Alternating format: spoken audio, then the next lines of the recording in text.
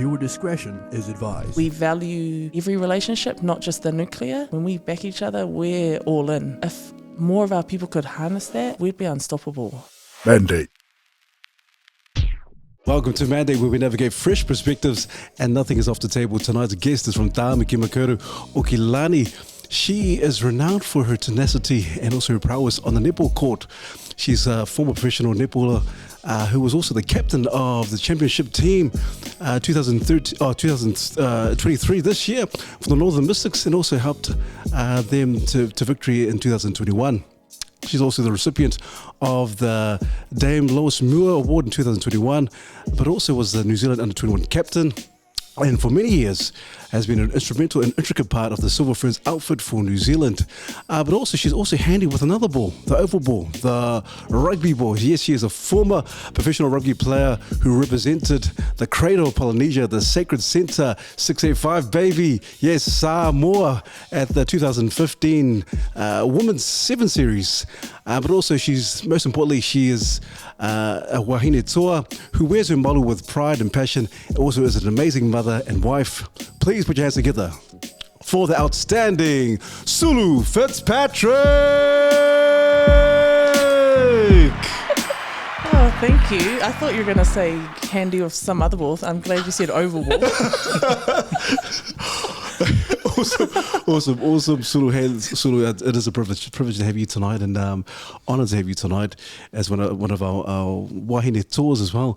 And so just to start the ball rolling, Sulu, I know you just recently retired, and so what's it been like in terms of retirement, really in its early stages, but also secondly, is there anything in the pipelines that you're able to tell us that may be brewing for you since leaving professional sports? Oh, thank you. I probably had the earliest retirement announcement ever. I accidentally announced it last year on Mother's Day, probably 18 months out before even retiring. So I've had a lot of time to, prepare for it. And in the last few months, leading into the finals for Mystics and then also the World Cup, it just sat right. I just knew. And so you got to know when it's your time. My body was telling me, but also my mind. I wasn't, I understood that it's time to make way for the next girls coming through. But also for me, I wasn't prepared to keep going and spending more time away from the kids. So I really want to be mum, and I want to put that first for a while. And so it was really nice to go out on top with the Mystics, and looking forward to seeing where the next chapter takes us. Cool.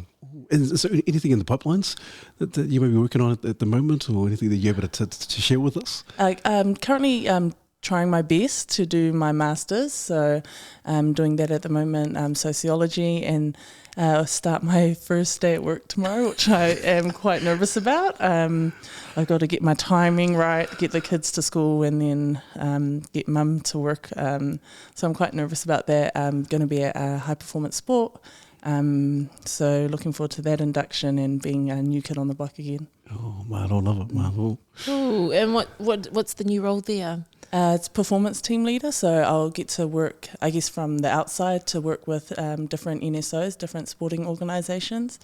It's probably a space where I have more passion. I'm not the most natural athlete. I've said this my whole career. I've just stumbled my way through the years, but that's where my passion is in the organisational space, and in the institution space to really, have a hand in how organisations are run, the cultural space, and how they look after the athletes to perform not just on the court or field, but also off it. So really passionate about it. I can't wait to see how it goes. Yeah, wow. That's cool. Is that something that that passion has come through your own experience in sport, or is that something that's come when you thought about retirement and what comes next, it kind of just developed organically over that time?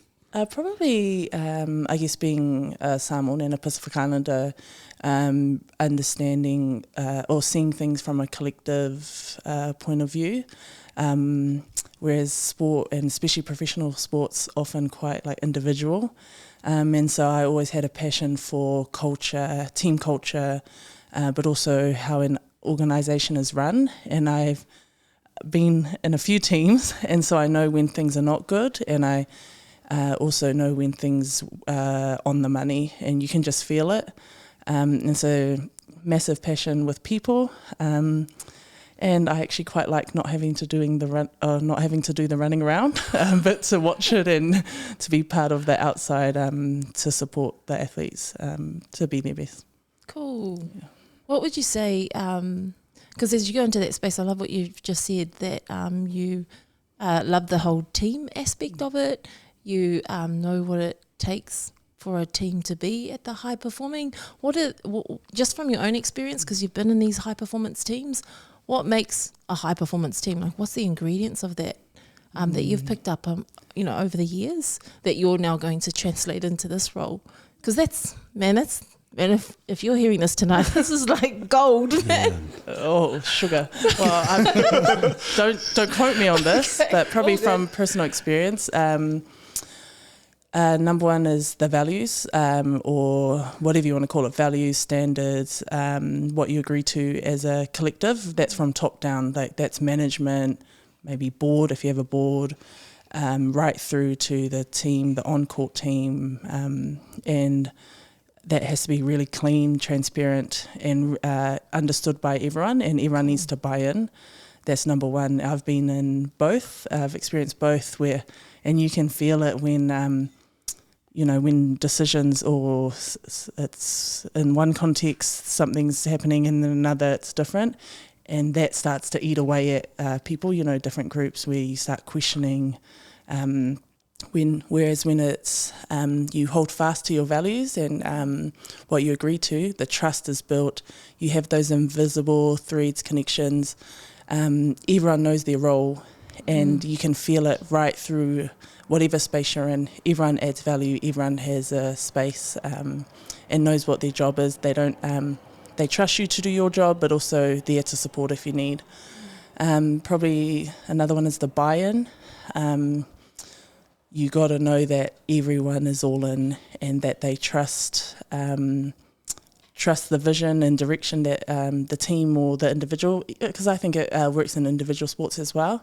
But you got to have that buy-in. It's nothing worse than, like, if you're on the line and your mate next to you isn't on the same page, or they're not gonna, like, if it really push comes to shove, you don't want someone that's gonna leave you hanging. Or even if, like, let's say media's hitting you hard, you don't want a CEO that's not going to have your back, or you don't want to have people that can leave you out to dry. So those two are probably big ones for me, and then culture's big, but it's a feel thing. I think you can feel, like I could imagine, I've never been to Crusaders, but I could imagine if you walk into the Crusaders environment, you'd feel it. Yeah, it's something you can. And that's probably comes as well with our culture. You feel things, that's a really important part of us, the spiritual side, and that emotional side that you can't measure it, but you can feel it. Yeah. Yeah. Sounds like to me you've got you've got such a strong intuition, because you keep saying the word feel. You need to feel it. And so it sounds like to me, from a high performance team perspective, all those dynamics around vision, value, really important, but so is the people stuff. I also like what you've just said around not just the CEO has a responsibility, or the board, but even it needs to trickle down to the ground. And so it does take, would you say it takes a good leader to be able to sort of spread that through the team? Yeah, definitely leadership, like, is massive part. You want someone that people want to follow. But also the style that I probably prefer, or that I really look up to, is servant leadership. People that allow everyone to have a leadership role and everyone to have value, that is willing to follow if needed, and understands that they don't know everything, and they're maybe an expert in one space but may know nothing about another, but really comfortable in that and not feeling like it's not feeling defensive about that they're not so good at something, but allowing and trusting that people can do their roles. And when that's done really well, like it's unstoppable. Because when you have a collective of leaders or a collective of people that know their strengths and values, you can't stop that. And you see that like people like Valerie, the team that she had around her, they just knew what she had, but also she trusted them to do their roles. You see it at like city kickboxing. You see that they all trust each other. They know their roles. They know their place. And then you saw it with our Silver Ferns in 2019. And again, I know I keep saying it, but the feel, you can feel it and you can even see it. People can see it from the outside, even people that don't know the sport know. And it's interesting you say that about Crusaders, because I'm not a rugby fan. I am a rugby fan-ish. But just from things I've read about them and their players, the open door policy, like you can just see from their kōrero and communication that it has that feel. That's cool. Yeah. So excited for you. Oh, thank you. Just going back to culture, to culture and being your captaincy role, Sulu. Was there ever a time, because you did mention like in terms of great values and culture, it's like you need to be 100% in it and the buy-in. And was there ever a time when you were playing as a captain where you felt like, because you talk about intuition, you felt like, man, someone is just lagging behind. We're having to pick up the slack for someone's who's not going 100%. Has there been a time like that, or can you give us an example of when you're like, hey, pull your head in, come on? Well, other than when it's myself, I think what I always trying to balance, and I didn't do it very well early on when I was younger. Is understanding where understanding what's best for the team, so from a bigger point of view, but then also understanding where that individual is at. Whereas I sometimes thought, like, this is the values, this is the standard. You got to hold them to account. That's the right thing to do, and that's all it is, black and white. Like that's the way it is. But I've learned over time that sometimes you got to have a bit of compassion in there as well.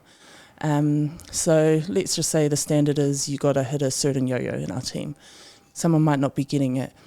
Yes, that's been agreed. That's the standard. But is me nailing that or putting it out there going to help that person?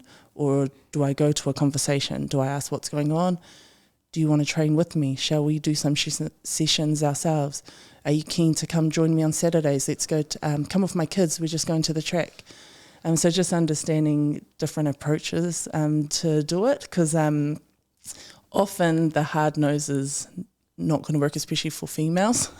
And I know it. I was going to ask that. Does that approach mainly work for female teams as opposed to male teams? I'd say it's probably, you got to know your people. Like for, say, me and Peta in my team, we are constantly arguing. Like, honestly, every training, we're at each other. The other girls just look at us and are waiting for us to just throw a punch. That's just the way we operate.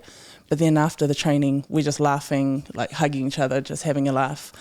So I think you got to know where people are at. Some people are a little bit more emotional or sensitive. But as well, as you knowing, they got to be honest. So I've experienced when some people say they want the hard word and then you give it and they don't like it and they think so I think like awareness is a big thing, and you only get that with experience and maturity. But I guess as a good leader, you got to read people and know people and understand how to communicate with them, how to comfort, or when sometimes words aren't needed, and when they just need space. So work in progress. I'm still learning. I'm still trying to figure out my children. They change every day. But definitely understanding people is a big part of it. Cool. But you definitely do something great, because you led the Northern Mystics to the championship this year. So yeah, well done. Oh, thank you. They carried us, which was helpful. Is it difficult sometimes to? I think I've heard that you described yourself sometimes as awkward. Is it difficult at times to sort of step outside of your comfort zone to be that leader that needs to support, or to be that teammate that needs to offer compassion when that's not something that you're 100% comfortable with?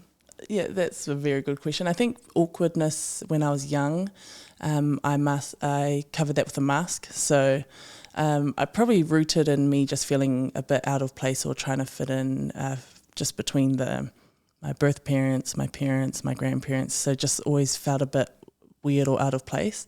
And so that probably carried itself into the awkwardness and not knowing how to be with like people at school. And so I learned how to put on a mask, and that's how I dealt with it. And so I just acted like I didn't like hugs, or acted like I didn't, I just was quite, to be honest, I was quite weird growing up.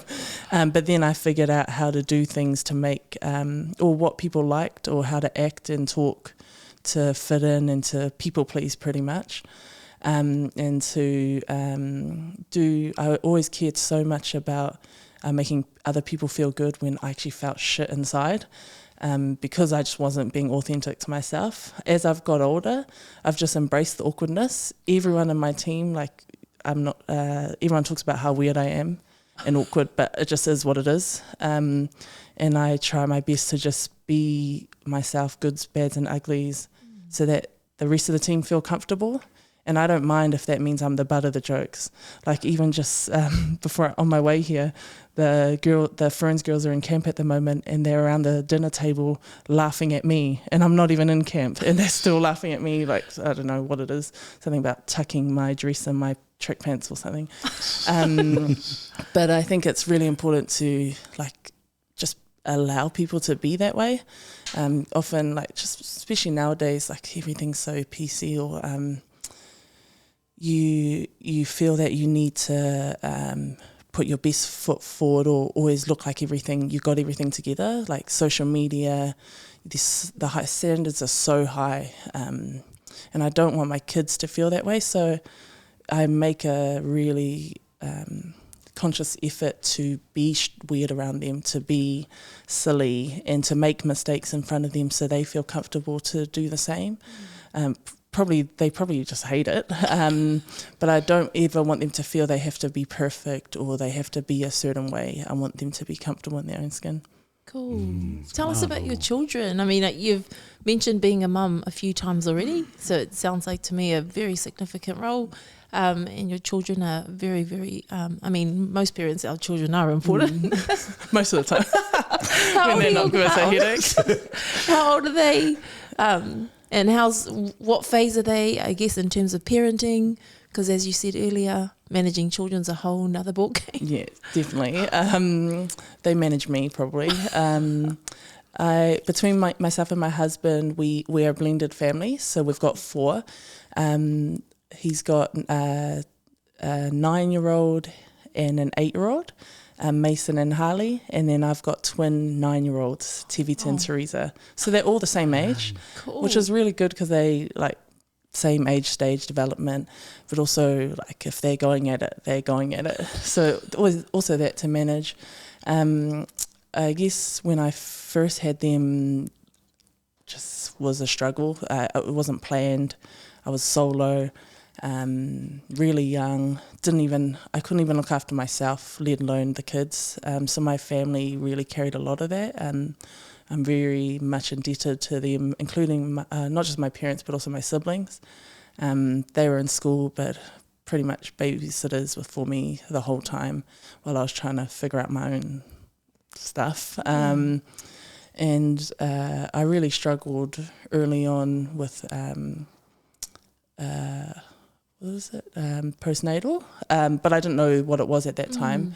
And so I never really prioritized them probably for a good 3 or 4 years. And big regret, but also big learning for me. So now I know I can't take that back, but it's really important to me that I am investing my time in them, which is why I chose to step away from netball. That was the biggest driver. They deserve to have their mum undivided attention, and to prioritise them in moving forward. So really cool to at least wake up to that, because some people don't till it's too late. But I'm really grateful that I had a family that carried in that space where I was trying to figure things out.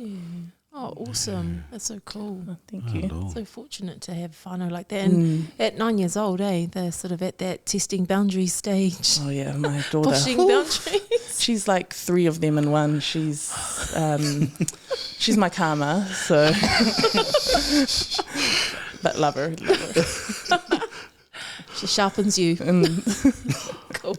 Oh man, I love it. Sulu, you talked about obviously you mentioned awkwardness and culture, and also just the postnatal stage in your life.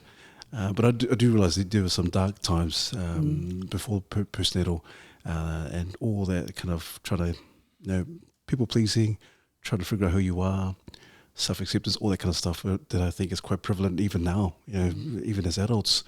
But tell us, because I know you went through a dark period.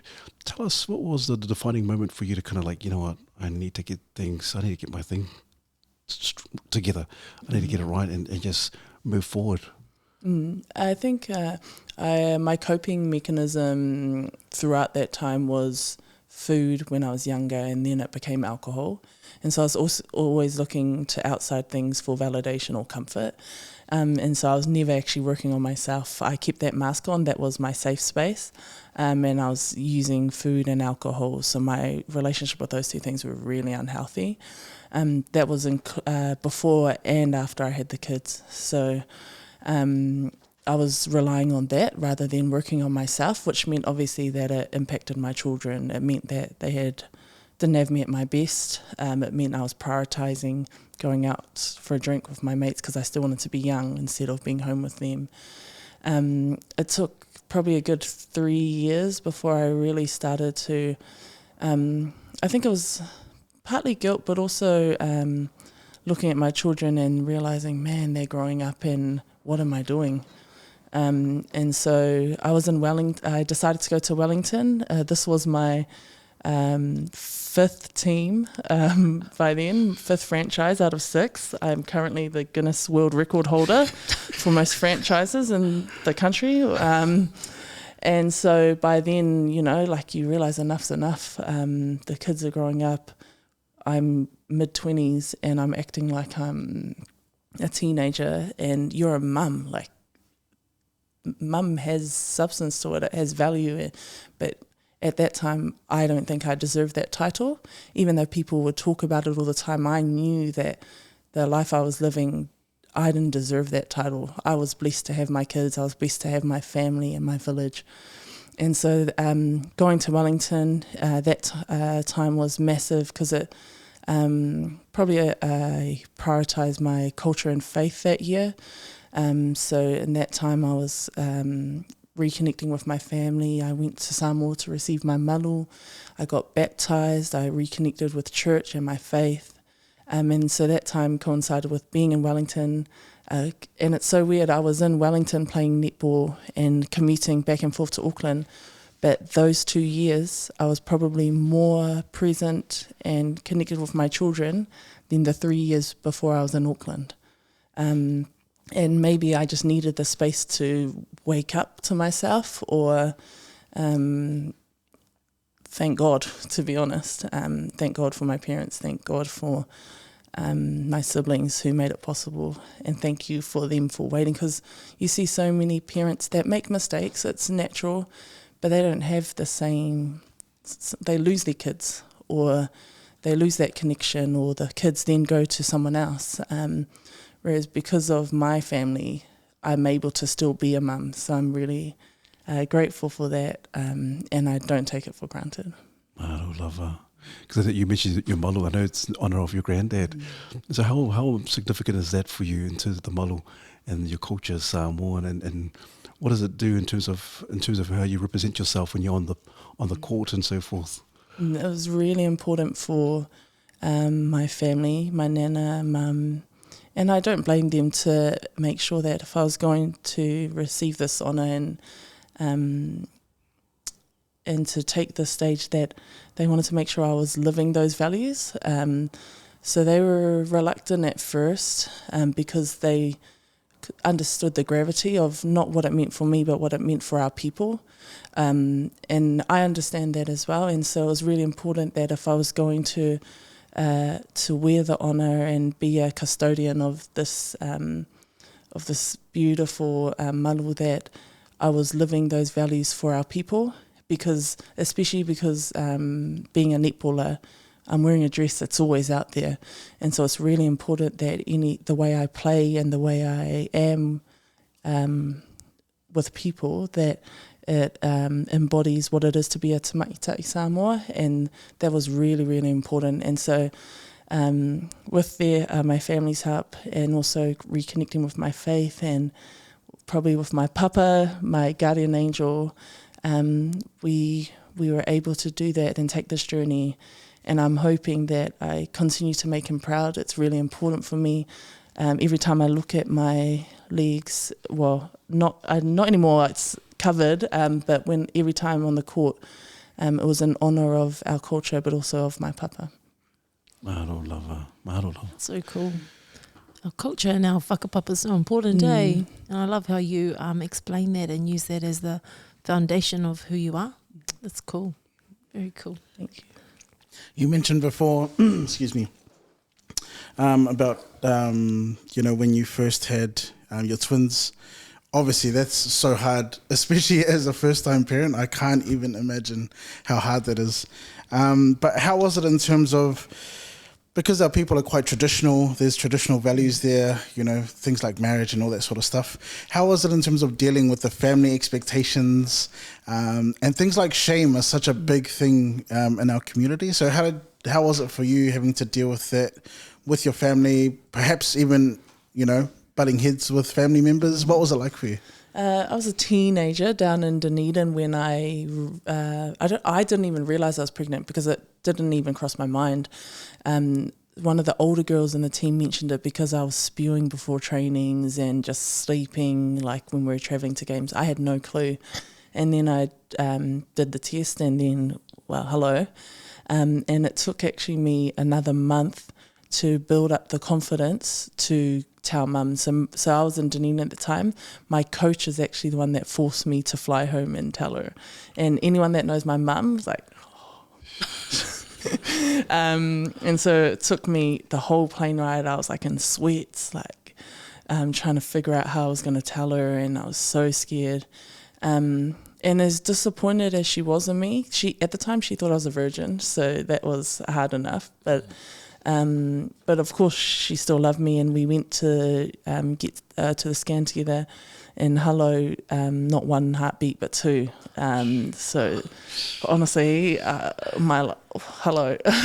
I was a baby having two babies, and so that whole 9 months or whatever it was quite a blur. I had no idea what was going on, probably because this happens when babies have babies, you don't understand what you're doing. Whereas my mum was quite nervous for me because she knew what was going on. And so she carried a lot of it. But as well, like, I definitely went MIA just because, that's not the done thing in not just our culture, but a lot of cultures where marriage comes first. And as well, because of the privilege I had in my career, in some people's mind, I threw it away to get pregnant and to be a solo mum on top of that. That brings with it a lot of shame. And so I got in quite a dark space. I internalized, and I was just at home every day, fully cut off from everything I knew with netball. And so very much a struggle. And me and my mum, we're not, I don't know if it's just our family or if that's our culture, but we didn't really talk much. So I was in this weird space. She was in a weird space, but we never actually had the conversation. It was just existing and feeling like scared or anxious. But just, she was still taking me to every appointment, but I could feel her disappointment. I could feel her worry for me. And I was obviously struggling, but no conversation happened. So I don't know whether it's just the space I was in or if that's quite prevalent in our culture to not talk about the things that are hard, or whether it's just the way things are here in New Zealand. But I think now we make a point to make sure we have those conversations, as awkward or as uncomfortable as it is, to just put it out there. But it's very hard, and I see so many families and friends that don't do it, and it's just the way it is. You just carry on. Yeah. That's interesting. And just thinking about it now, because who do you think the onus falls on to initiate the conversation? I hope my mum's not listening to this, but I definitely think the parent. But I guess I got to understand the context, because the way they grew up, they had more important things to worry about surviving. When they come here to New Zealand, they were worried about working, they were worried about putting food on the table, about staying in New Zealand, whereas maybe emotions and things like that weren't a priority. Whereas for me, the luxury of being comfortable and having a loving parents and having the stability of having food and parents that work, I guess in that space then I wanted the comfort, or I wanted the connection, but maybe at that time it just wasn't, they never learnt to do it. And I, knowing my grandparents, they were so loving towards me, but Mum talks about how strict Nana and Papa were. My mum wanted to be a Silver Fern, but she wasn't allowed to carry on with netball because it was on Sundays with church. So understanding that bigger picture, I can see why. But I think moving forward, it's important that the parents got to start it. Can't leave it to the kids. Kids don't know. And often the conversations are not as bad as you make it out in your head. Even with me at the moment, I'm trying to figure out how to have those hard conversations with the kids, especially my daughter, who's very curious and asking so many questions in this day and age with so many things going on in school and media. But I'm learning that I got to go there, because if I'm not willing to shape the conversation, then someone else is going to, whether it's kids at school or other adults or what they watch on YouTube or whatever they have access to on their screens. So it's better that I get past that weird or uncomfortable space and go there. So then at least then we have that safe space between us. That's cool. Cool. You mentioned in there that your mum wanted to play netball or to be a Silver Fern. So you wanting to be a Silver Fern, was that something that kind of inspired from your mum, or was that something you grew naturally to want for yourself? In our family, sports it's just quite normalised in our family. Having Uncle Olo and Uncle Tana do it, and to see that it's very real, and it made it possible. When you see your own people, you believe that you can attain it. But the passion comes from definitely mum and aunties.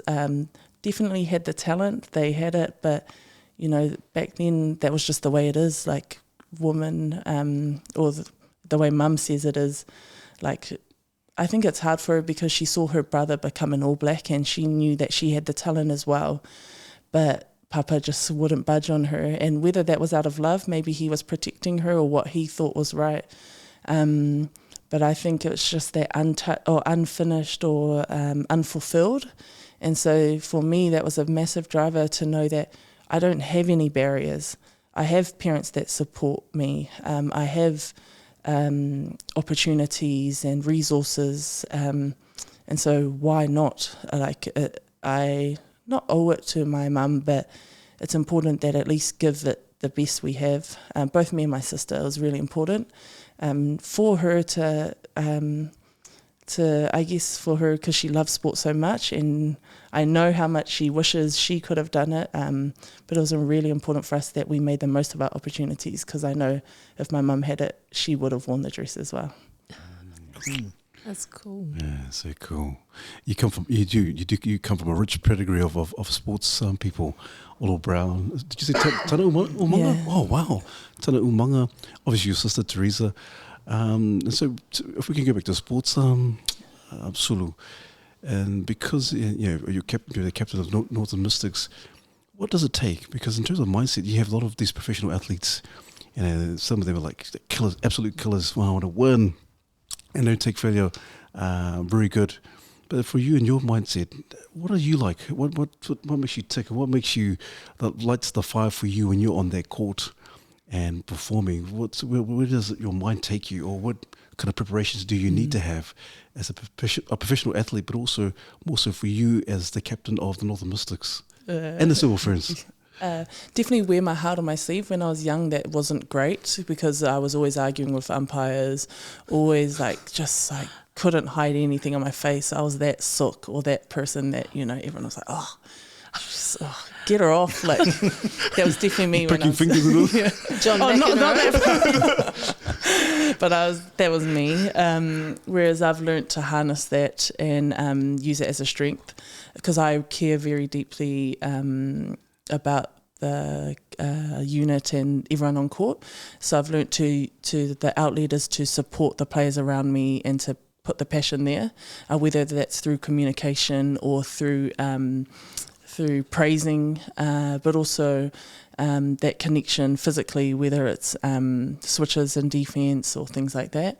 Mindset-wise, my mindset is always to what can I do to make our unit or our team work. That's the way my mind likes to work, which is why I like to be at the back so you can see everything, to make sure that everyone's the connections are seamless, they're fluid and people can roll in and out.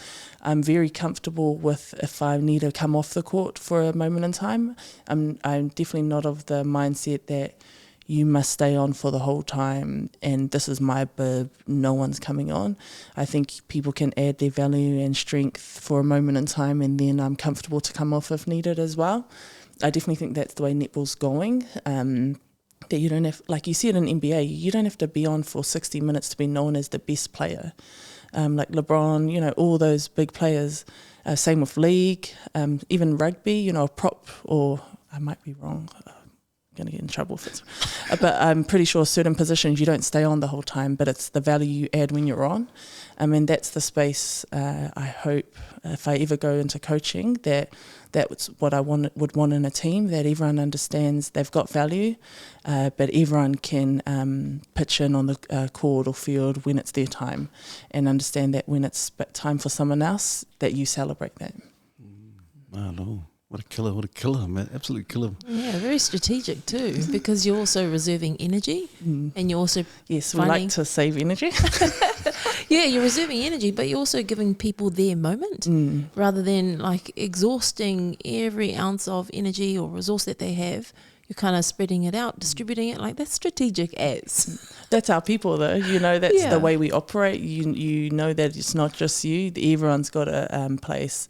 And it's the collective is always stronger than the individual. Yeah. And so when you're coming out, you're giving your top best part. And then when it's gone, next top best part. That's very good. Yeah, I'm going to steal that strategy. Yeah, that's a good one. Because how did you feel when you went captain, or you were just one of the team members, and you just felt like the captain was like, "Hey, I'm the glory. I'm the one. I'm the glory hunter. I'm the one." So just you listen to what I say, and you was totally different from your own values. How did you cope with that? Because you would have think, what was the kind of feeling in terms of I don't like this team, or maybe that's why you went to 6 other franchises. I don't know. Maybe no one know. wanted me. I never experienced that, but hypothetically, if I did, you definitely can see in the team when a captain doesn't have the buy-in. You can see that. What it does is then people aren't willing to give their all. They might give just enough, or they might give it when it suits them, but the team will learn to, if the leader's not gonna, if it doesn't go both ways, you can see it in a team. When push comes to shove, or when the leader's under pressure, those others might not come to follow as you would. Like if you know that someone doesn't really have your best interest, you're not probably inclined to give them your all. Whereas when it's the other way and you know that your leader has you through thick and thin and will do whatever it takes, you see you can see the trust that's built amongst the team, and you can see that they'll follow you no matter what, and they'll back you up, and they're willing to, even if it puts yourself out there that you might not look so good. So say if I, or if someone in my team made a mistake, but if there's that trust that's built in the team, I'm willing to then cover them even if it makes me look bad. But that's not a thought in my head. Whereas when you, when it's the other way, you know, everyone's looking out for themselves, and you're always trying to make sure you look your best, as opposed to how do we look our best. Nice, well said. Yeah, I love that collective thinking. It's so cool. Yeah, it's funny, that made me think of like when you're striving for excellence, ego must be something that like plays in the back of your mind. Like I'm just assuming, obviously as a spectator, that like you can't really completely eliminate ego when you're aiming to be the best at something. Like there must be times where you have to like try and check yourself, but you want to be like, bro, I did that. I'm the man. Like, I'm the captain. Do you ever find like, I don't know, was that an experience for you in terms of checking yourself so that you're not? Yeah, it definitely comes with maturity, but also realizing, I think with maturity, you start to realize I'm not as good as I think I am, or I don't have everything together. You know, as you get older, you start to figure out what you're good at, what you're not so good at. So that probably came with age. Probably my ego, the hardest challenge that I found with professional sport is, the hardest part I've found with professional sport is actually managing not what the outside noise. So within the team, I'm fine. Like I don't mind the dynamics. I don't mind who's in the lead or how that works. But I struggle big time with not like really wanting to just say something back to not haters, but you know, like keyboard warriors.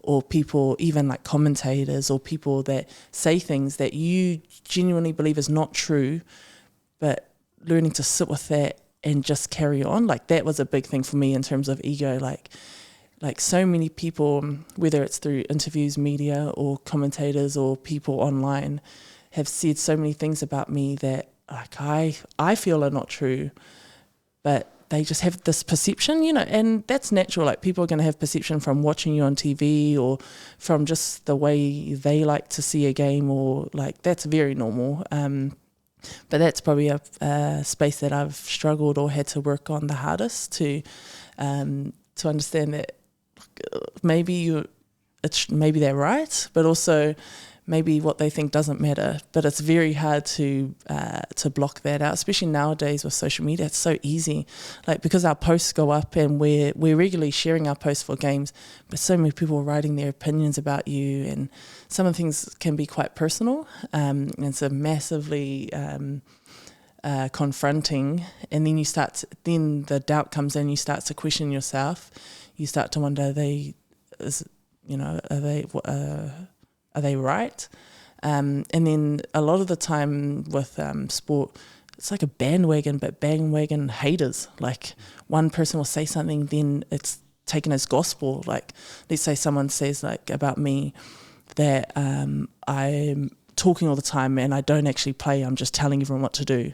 And then that's the perception. Then because someone's read it, then everyone's like, yeah, that's what she does. And then, you know, it just becomes a narrative. Which part of it might be true, but it's very hard to separate that from your value for yourself or how you see yourself. Mm-hmm. I'll tell you right now, Sulu, that is 100% untrue. It is, because, you know, people put it, this context is everything, eh? They didn't see you train. They didn't see you train your ass off. They didn't see you on the court. They didn't see what you see on the court, and so forth. And so, yeah, you're right. And the sad thing about it is that when you put yourself out there, it's part and parcel. They're going to come out and they're going to troll you and whatever. But which is unfortunate. But going back to ego, is there such a thing as positive ego? Because there has to be sometimes. Surely, Sulu, you think, man, I am the one. I'm the chosen one. We won because of my play today, because I did really well. Surely there has to be a moment or moments where you feel like, yeah, it's me because I'm the captain. I did this play. Probably not as captain, but as this makes me quite uncomfortable. I think a level of confidence you have to have, and especially if you're playing professional sports, like the name of the game is to win. And don't get me wrong, as much as I believe in collective and culture and compassion. Like I'm very competitive. Like I'm there to win. Like that's our job. And so that's never, everything that is put in place is with the vision or direction to win.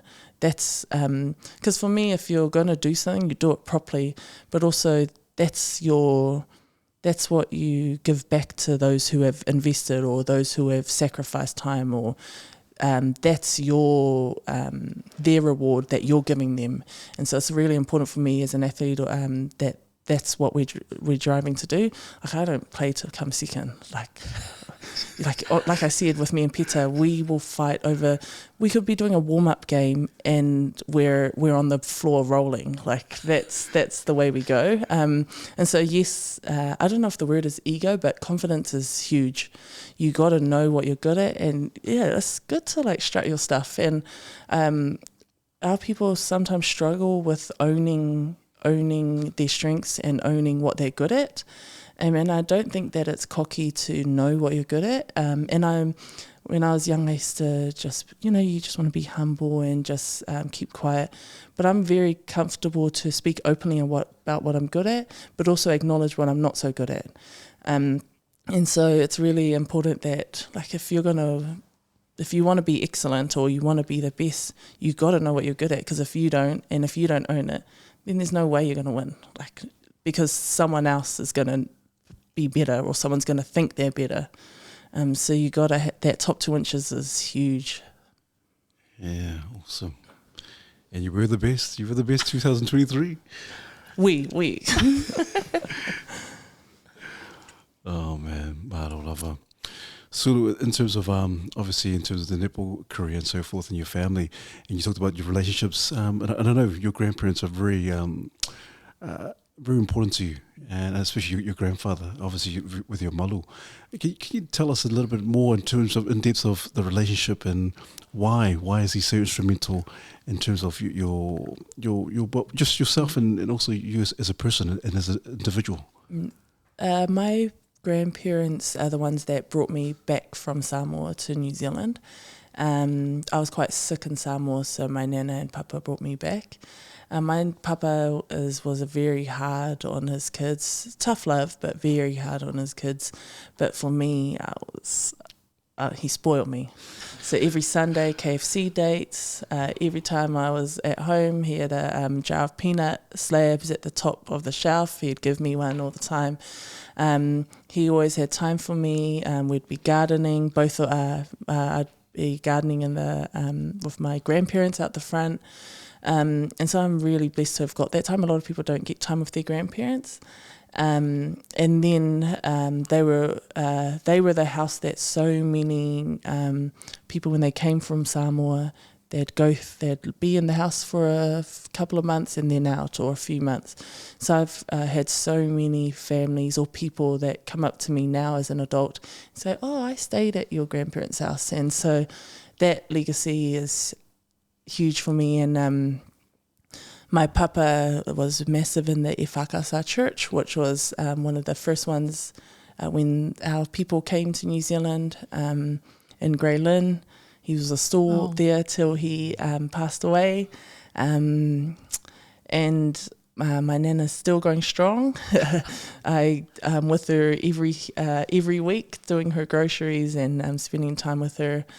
And so it's really important. I know how lucky I am to have grandparents, and just what our grandparents did to come here for us, to have the opportunities we have. Like, I could never do what they had done. And so it's a reminder, and it's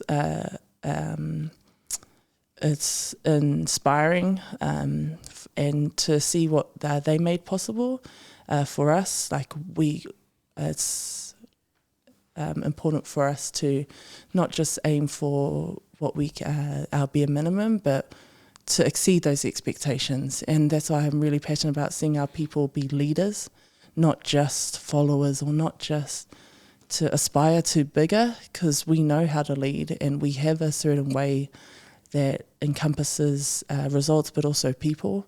And so it's really important to repay what our grandparents and parents did for us. Hello. That's awesome. Yeah, that's beautiful. Are your because I think one thing that people don't always hear in terms of the kind of support we get, because I hear your journey and I hear some of the challenges you've had to work through, and then only to come back on top, and then you said you had the support of your family and your siblings and your grandparents. But I don't think people quite understand the kind of support that they give, Like, it's not just the physical stuff or the financial stuff or the shelter stuff, but there's this immense prayer that they pour and cover us over. Your grandparents are like that, yes, your mum and dad, and then they remind us that they pray for us every day.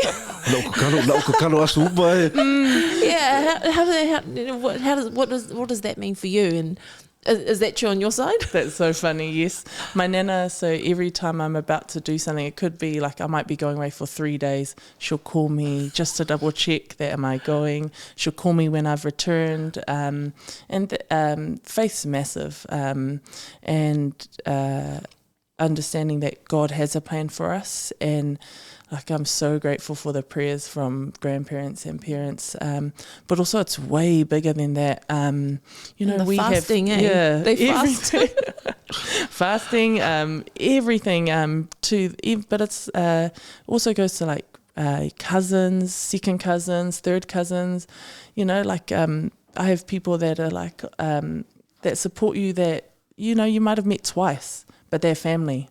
And like we're really lucky in that sense that our networks are huge. We value every relationship, not just the nuclear, and that's why we're so strong, I think. And if more of our people could harness that, we'd be unstoppable. Because when we back each other, we're all in, and so that's when we're at our best. And so it's really important we put ourselves and our kids in that space. Yeah, that's cool. Because I think people don't quite understand the depth of the support. And it goes right into the spiritual realms. And I have an amazing mother-in-law who prays for all her children, including us in-laws and the grandchildren.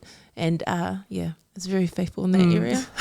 It reminds us about it. Yeah. Reminds us about the fasting and all of that, and we take it for granted sometimes. But you know, it's those things that really intercept or intercede for us in those really dark times. So it's really cool to hear that. Yeah, they remind us what matters. You know, when we're caught up in the Western world or caught up in the hustle and bustle, they remind us like the foundation or what's important. And to be honest, their prayers have probably carried us in times where we thought it was ourselves. Yeah. Oh my gosh. Tell me about it, eh? You mentioned there, I could never do what they had done. And you kind of briefly talked about, you know, the world they grew up in that context. When you think about like the future generation or like your own children, are there things that you anticipate they're going to struggle with because of the way the world is heading? Like in the same way that you're like, I could never do what your parents and your grandparents have done. When you think about things that your kids might say, we're like, man, I don't know how mum did that or how dad did that. Are there things that stick out to you in your mind where you're like, damn, they're going to struggle with it? Definitely think they're spoilt, but in a good way. Like they're very loved, very sheltered, but I guess in that way you might not learn. There's resilience that you learn from adversity, whereas my husband always reminds me, you know, you can't be too soft on them because then they're not going to learn themselves. And so that's always a balance, because for me, like in my mind, too much love's nothing wrong with that, but when I think to how I've become a better person, it's from the hard times. And so my husband tries to encourage me to allow that. The other thing that I'm nervous about for our children is the media, and there's so many things nowadays that's quite confusing for them, and so many blurred lines, so many opinions, that I couldn't imagine what that's like. And then bring in the screens and the internet, so much information, but a lot of it's rubbish. And so just being able to filter that out, I'm I think they'll struggle with that, and I think that generation will struggle in terms of understanding what's real and of substance, and just being able to find that direction and find self-worth within all that mess. I feel sorry for my kids. We've had the best of both worlds. We know what having that privilege of, or having internet and information, but also having no phones and having just being real and just being with your mates outside. So that part I'm quite nervous about for the kids. Interesting, because being a mother, and you have how many boys now? Three boys. Boys. Yeah, in terms of raising up these 3 boys, what are your thoughts in terms of nurturing these young boys to be men? And what are your thoughts as well in terms of the men of this day and age? Obviously, you hear about vulnerability and so forth, but what do you think? And what's your hope for your boys when they get older? And what are you hoping to instill in them? That they're respectful to women, number one. That they understand that it's still masculine to be sensitive or to be compassionate or to be loving. That's actually a strength as a man, to be a protector. I hope that they value family and that's a priority, but also that they're comfortable to not feel like they have to be one of the boys. Andrew, so my husband, says all the time that, with tradies, like he just often says it's the way it is, and I said to him, but it doesn't have to be that way. When he talks about the language they use, the banter, the things they do, or the way, he said that's just the way boys are. But I hope that our boys or men grow up to be able to, that being respectful is masculine, and they don't have to hide behind the jokes and the and having to be funny or having to be going that far around women. Like, that doesn't make them a better man, and so hopefully we can instill that in them to be good men, not just for their future wives, but also for their family and children. Oh, no. And what is the key ingredients? What do you think? Key ingredients in terms of raising young men like your boys? What do you think besides love? That Andrew, their dad, and their also the Vita's dad are present. That they're loving towards the boys, because I see them all the time. They yearn for it, especially our boys. Andrews too, our boys, they're up north often, so we're going up tomorrow up north because it's really important for us that they get physical time with him. Even when we FaceTime Harley and Mason, you can see it on their face that they struggle seeing their dad with, I guess other kids or my kids, and that they just want to be around their dad. And so you see so many men, like a lot of men that struggle. They say that it's because they didn't have the father figure, or they didn't have the love they wanted, or the approval they wanted. So that's really important that Andrew and Tivita's dad is strong in that sense, but also not teasing. I always make sure that I say something to Andrew when he teases Vita about being a bit sensitive or about thing, and I say to him, don't do that to him, because you're going to make him hold those feelings inside. And you see so many men, like Andrew's only now, he's probably going to kill me for saying this, but we can edit it. But like, he's open with his feelings, and he's able to now, after 30 years, be able to talk with his mates about emotional things, or talk to them about struggles with being a man or being a husband. And whereas they've never had that talk, usually it's just drink, laugh, jokes, and then nothing deep. Whereas they're quite real. They're at a space now where they're comfortable to just be vulnerable and all good to cry. And it's not funny. It's like, they can probably have a laugh over it, but it's safe to be that way. And it doesn't make you like a sissy or anything like that. You're just being real.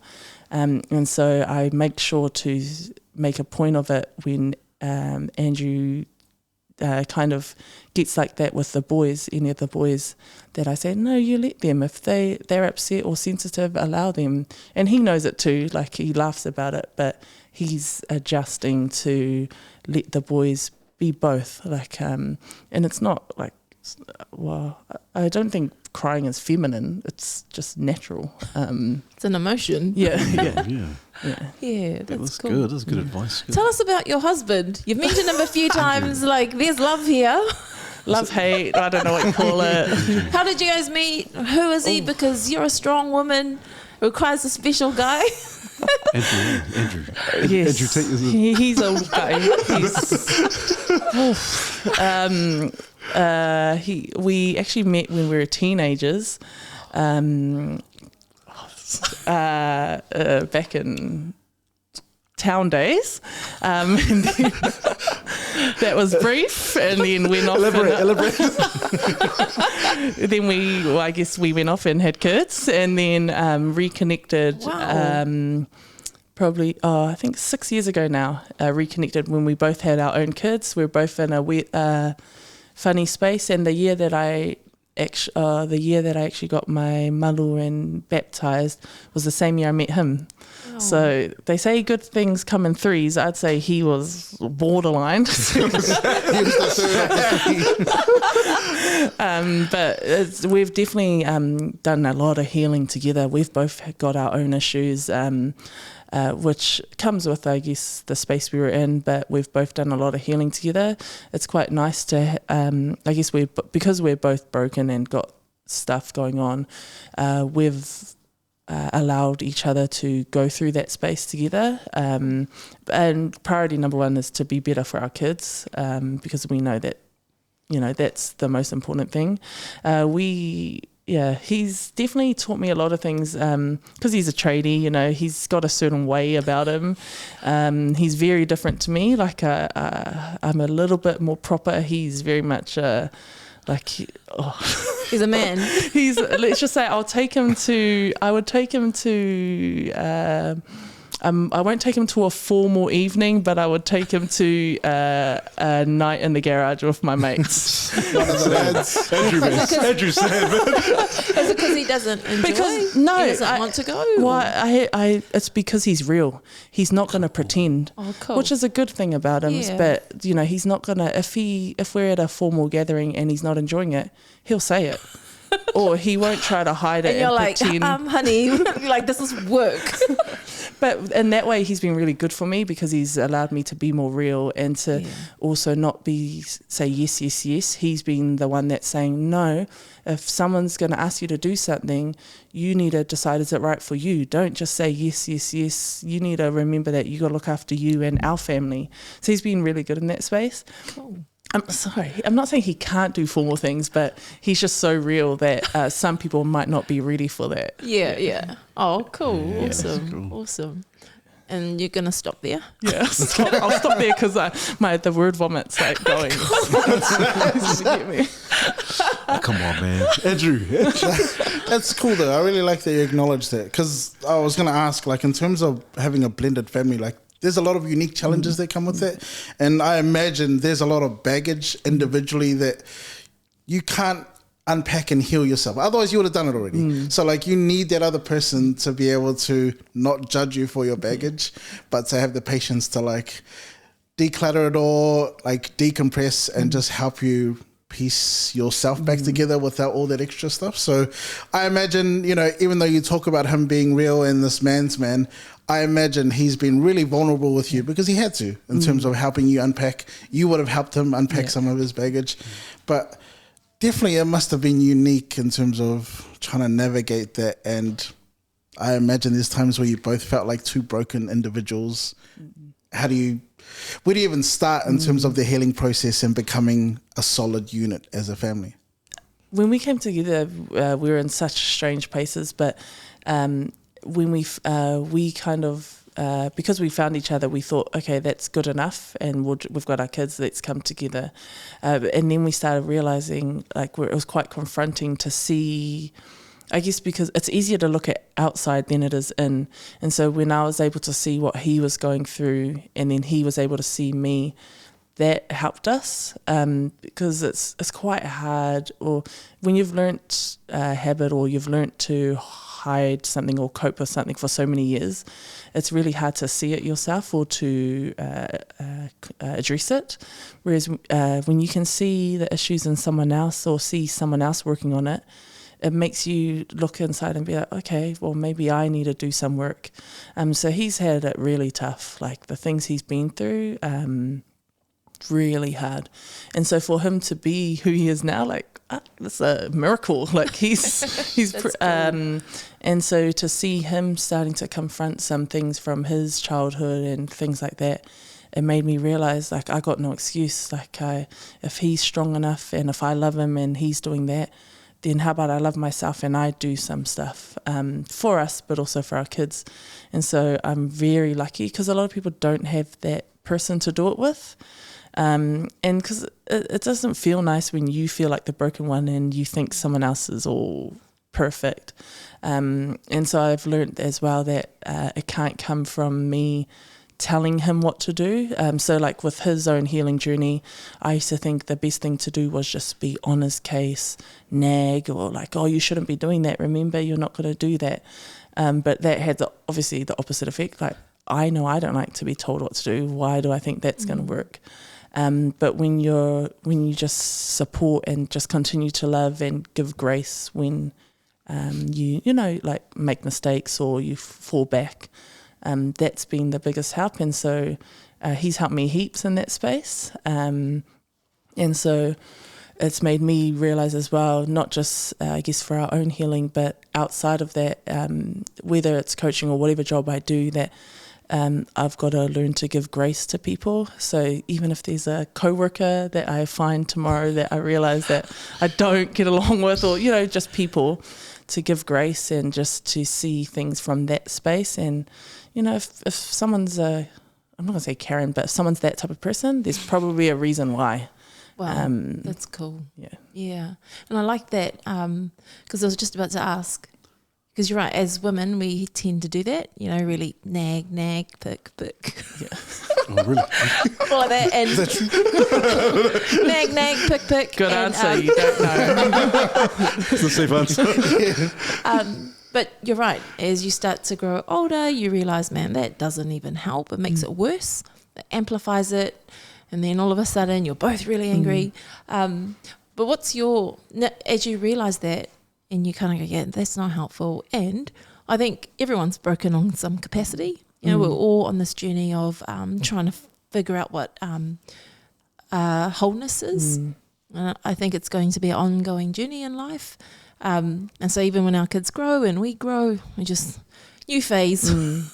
Okay, not meeting the levels here, feeling broken. How do I become whole? But what I love about what you're saying is you recognize that and you've now had to change your approach to your husband. But in saying that, just because we realize that doesn't mean you do it all the time. And so, like, how do you know, because you're reactive, it's on the tip of our tongue, Like, we're just like, Waiting to bite, yeah. And so in terms of not letting that out, because you're like, I really want this guy to be the guy. Like, you know, help him, because he thinks he's the man. Yeah. Oh. Yes, he does. He thinks he's the man. I think that's all men. And the worst thing we can do is like tear their ego down. But we also know how important it is to uffy that. And so what's your strategy around pull that back? Oh, sugar. I'm not an expert in this, remember. But you're living it. I'm trying to pay attention to when I'm doing that. Is it about him or is it about me? Like, am I trying to be controlling? Am I trying to one-up him? Am I trying to point out that you're not doing good, so then I feel better? So I've been trying to really work hard on, and then is my breath going to help anything, or is it going to make it any better? So sometimes he'll do something, then I'll still feel the need to say it, to be like, see, you did it. I told you you're going to do that. And then I've realized, he's going to love this, that I'm not always right, and that, or I've realized that often when I'm doing that, it's actually about myself. I'm trying to tell him that because then I feel like I've got my shit together, or I'm telling him that because then I'm the boss of him. Then I wear the pants, as opposed to like, man, people make mistakes. Like, I'm not his mum, and so it's definitely an ongoing challenge because as a strong woman, it's very hard to hold your feelings and thoughts in. But I also need to understand that if I'm wanting this of him, then I have to give him the space to do it. Like, I can't be the one telling him to do everything and then be surprised when he's not taking initiative or he's not making the decisions himself. And so, like, a lot of times us women need to step back and allow, like, if we're wanting our men to grow and to in society today, if we're asking them to have feelings, to be emotionally open, to be vulnerable, if we're wanting all these things, then we have to give them the space to do it. We can't be waiting for them to fail and then gotcha. Yeah, we have to respect that. And because I know if it was the other way around, to be honest, if he was on my case about every little thing I was doing, I would be out the door. I'd be gone. So men are patient in that space, but then we got to allow them to grow and to be their best for us, which is very hard for a woman because you want to control and you want to make sure everything is good. Yeah, and when it does come out, because it still does, when it does come out, I also hear that you're saying we need to admit it. Yes, which is the hardest part. But there's a reward though, eh? The reward is they feel so good about it. I feel terrible. And it's peaceful. But I don't know why it's so hard to admit. It's ego. It is ego. Like, women like to think we don't have egos, but we definitely do. We have it. We just hide it well. We're a bit smarter. We know how to shape the direction of a conversation or a disagreement so that it falls in our way.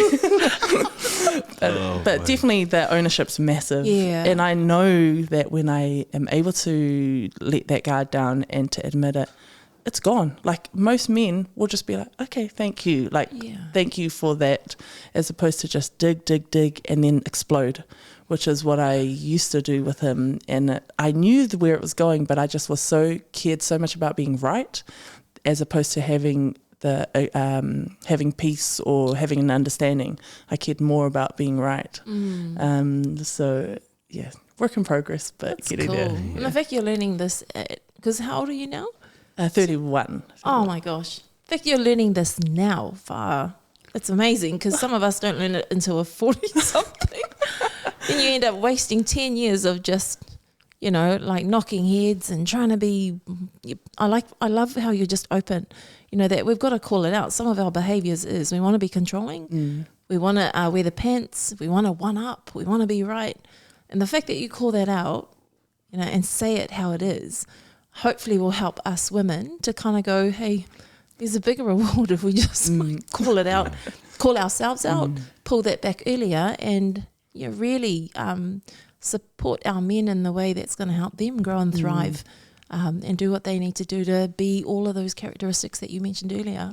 And also for us to be better women, which is hard for us to admit. But yes, yeah. We want to know that we're our own, but I guess as a couple we're one. Look at these guys. Wow.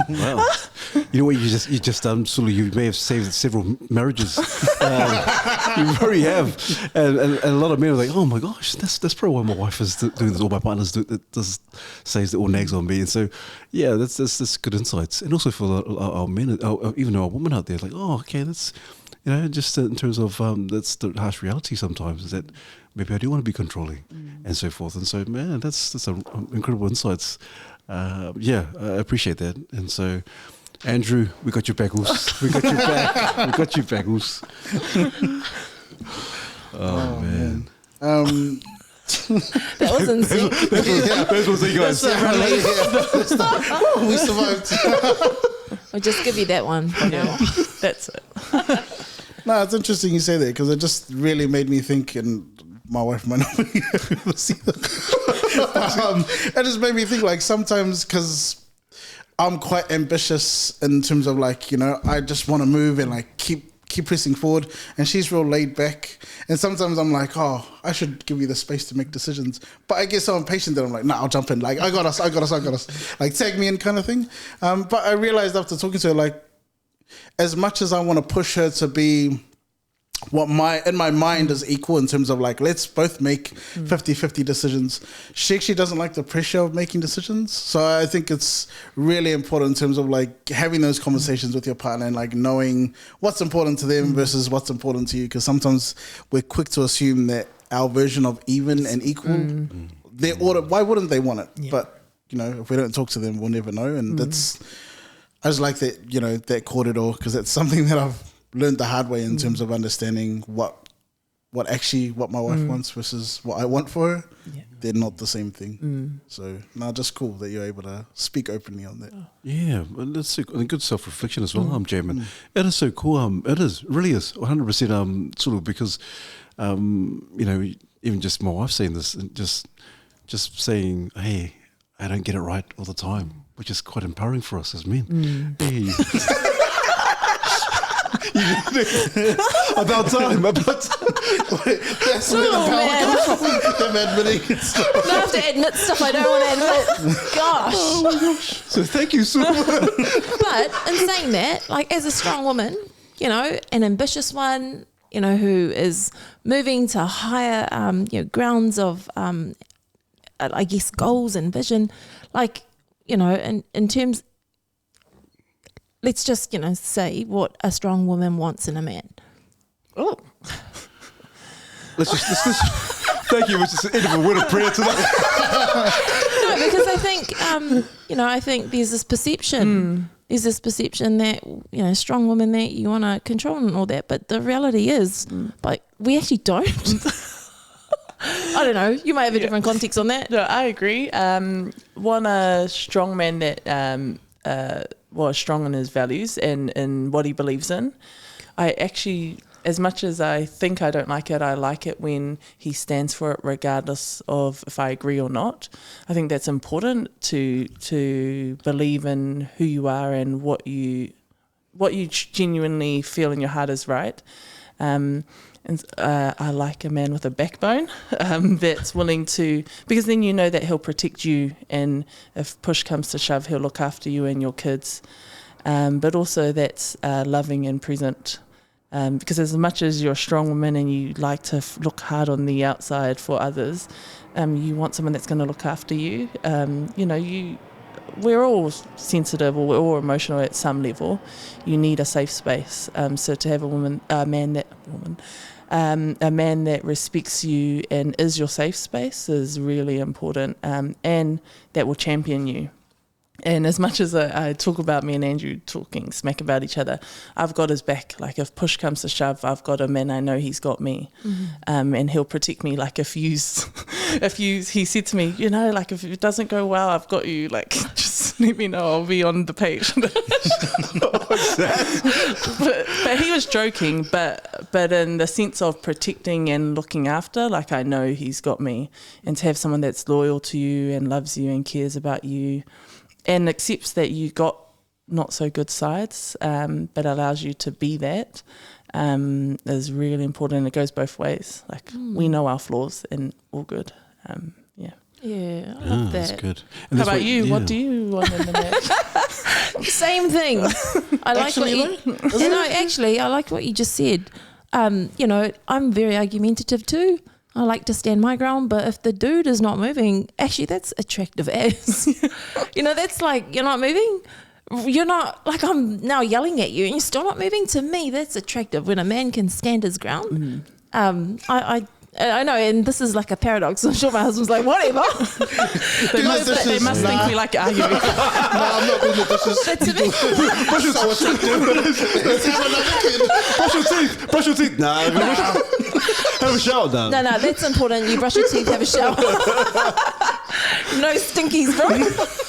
No, but seriously, like, to me, and the whole backbone thing, having strong values, and that's attractive as. And it's not the big puffy chest. That's not. I'm not really, because it almost feels like a facade. It's the inner. It's the God's created men to be leaders. He's given them a mandate, which is why this podcast is called Mandate. It's to give them back the mandate that they've been birthed to be in this world, to lead and to provide and to protect and all of that stuff. And so those are the values that are important to me. And, with all my not really wanting to be told what to do, like I actually quite like when they're not moving and I'm like, but actually that's pretty cool. Yeah. Do you think that's other strong women like have similar things? Like all strong women would have similar things that attract them about men? I think all women. Hey. Yeah. When it comes down to it, I think I can't speak for all of, but I think, well, just from the woman I know, is that's probably a shared thing. Some people like bad boys, but then I think that's probably some issues, like probably something else. Whereas when at the root of it, I believe that's what women want. Yeah, there's a strength. Yeah. Sorry. No, I agree with you 100%, and everything you were saying about that inner. To not waver, no matter how hard things get, and to know that the man is strong in who he is, and that again, I don't want to say this, but to follow a man that is the head of the house and the head of the family, and to trust that he will, he's the leader of the family. Which is quite hard for me to say. He's going to screenshot this. You heard it here, Andrew. Yeah. And the only reason I ask is because I imagine it's different for guys. I don't know. What guys want out of women? Yeah. Like I feel like it'd be completely different. Like unless we're just not strong guys, maybe. But I imagine what Pete values in a woman might be different. Who knows? Maybe it's the same. But I've never actually spoken to another guy about like, what do you look for? What is it? I would love to know. Interview them, Sulu. Oh, you guys want to go there? No, for me personally, I think, definitely a woman who's strong, a strong personality, someone who's quite driven, but also very compassionate, very loving, but also someone who's got my back.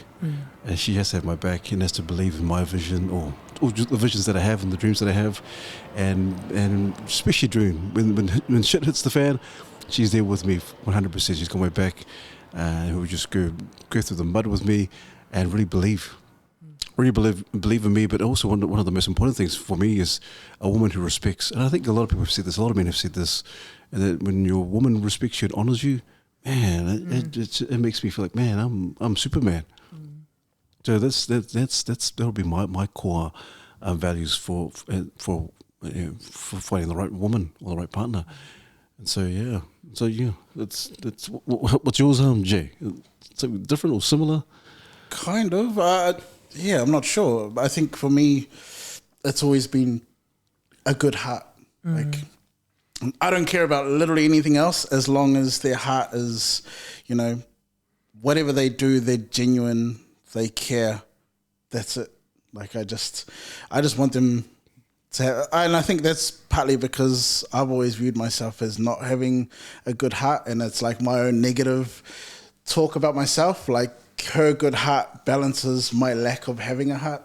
Is how I've always thought of it. So to me, as long as she's got a good heart, and she can care and look and be compassionate and be willing to, patience, to have that patience to deal with my weaknesses, then I think, nothing else really matters other than that for me.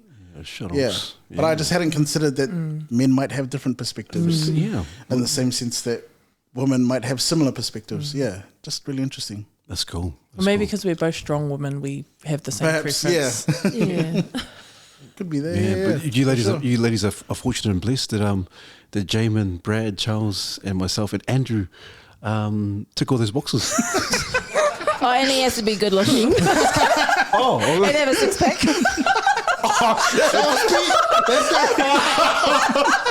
Okay. I was kidding. He's like, you get a six pack first. And I was like, shush. Oh, you guys are sad. Oh my gosh. But Sulu, we'll get back to Sulu now. You talk about natural you said that you weren't a natural athlete. What does that mean? Like, is that like naturally athletic? Yeah. And so- Very Gumpy, naturally. So like my first netball training, I think I was 4 or 5, I ran straight into the goalpost, got this dent on my nose. Like that's how I started netball. Growing up, like people would laugh at me. Like even now, like my kids and Andrew laugh at me because if there's something to trip over, I will trip over it. So in that sense, like I stumbled into sport. Sport for me growing up, I loved it because I struggled to fit in. That was a space where people were forced to fit in or like forced to be with me because I got to be with other people, whereas maybe like I found it a bit hard in primary school to make friends, whereas in sport, you know, they got no choice, you know, and so I got to hang around with people. I got to try and fit in, and you got a common goal. So I think I probably got addicted to sport then, to being able to be around people and to have a shared direction and to feel like you fit in. Later on, I realised that was not healthy, and I understood the difference between fitting in and belonging. So massive difference, which I didn't realise till I was older, but still Gumpy to this day. Like even like honestly, the girls are always laughing at me in gym, or at trainings because I probably have like 20 or 30 pairs of tights. I probably have one that doesn't have a hole in it. All my pairs of tights have holes in their knees, and that's just the amount of time I'm on the floor. Everyone laughs about it. Everyone asks if they want me to donate me some tights. People are just waiting for it, and so they ask if they want to sew my tights for me, and so that's just the way it is. So I don't know how I managed to do this for so long. I obviously just know good people, and so I can see that in so many people though. So like people don't understand how close they are to an opportunity. I've been able to continue with this career because I had good people, but also because I just was stubborn. I just didn't stop. I just kept like I might have not got picked, go again.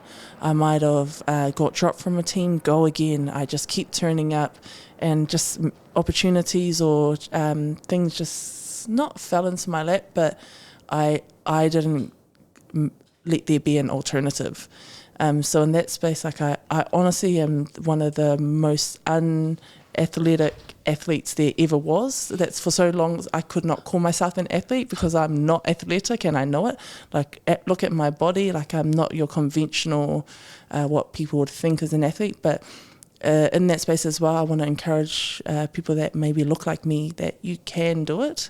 You don't have to be a stick, or you don't have to be cut up, and you can just find your own strength or ways. You can be smart around how do you utilize what you've got. And so I've been able to do that. I honestly don't know how for this long. And so I guess a lot of investment from other people, a lot of patience, and just got to use your smarts when your body's not quite there. Yeah. That's awesome. And so I love that the message I'm hearing from you is just keep showing up, keep picking yourself up, keep going. And so with that keep going, is it that you kept going because this was what you wanted to achieve, or was the keep going also because this is just where you belong? Like there's a sense of belonging in this space, and if you stopped, you would have lost both. Is that sort of what contributed to that? Yeah, and to be honest, like I know so many people that are like love netball, like it's their be all and end all, it's everything to them because of the sport. That's how passionate they are. Whereas I actually think I love netball because of that belonging and feeling like I got a space where I do belong and I'm valued. And I probably didn't realise that till later. Whereas I didn't have the same thoughts about netball that other girls did when they would talk about it, and they just love the game, like watch hours of it, this and that, knew every player. Whereas I've come to realise I loved it because of that belonging factor, and because of having a space where I can just be me and get accepted, and all that. And I see so many, not just netball, but a lot of our people who like have the talent. Like I see it so many times. I've done coaching so many schools, have the talent and have the like capability, but they don't have like the capacity. They don't have time, money, resources, networks, and it just makes me sad to see that. Whereas, you know, like how can a Gumpy person like me have made it? And I know it's because of the investment, the resources, the connections I had that have supported me to be my best. Whereas so many of our people have what it takes, but they don't have that other stuff. And so moving forward, that's a passion for me, is really important to nurture or to support those people that might not have the opportunities.